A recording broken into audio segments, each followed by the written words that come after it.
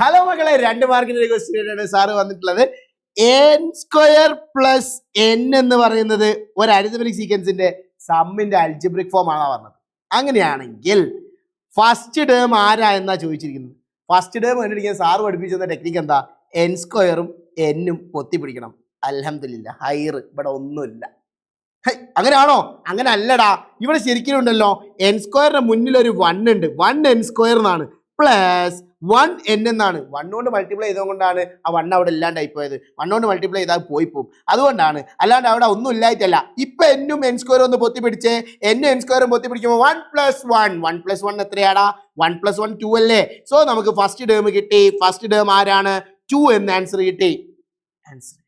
Next sub question B. ആദ്യത്തെ 10 ടേമിന്റെ some കണ്ടുപിടിക്കണം. എടാ സമ്മിന്റെ ഇക്വേഷൻ അല്ലേ Sn = n² + n എന്ന് കണ്ടുപിടിച്ചത്. ഇവിടെ എന്നിന് പകരം 10 എന്ന് കൊടുത്താൽ പോരെ. n = 10 എന്ന് കൊടുത്തു നോക്കിയേ.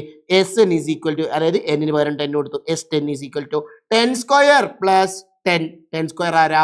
100 + 10. 100 + 10 എത്രയാടാ? 110. ഇങ്ങനെ നമുക്ക് എന്താക്കാം?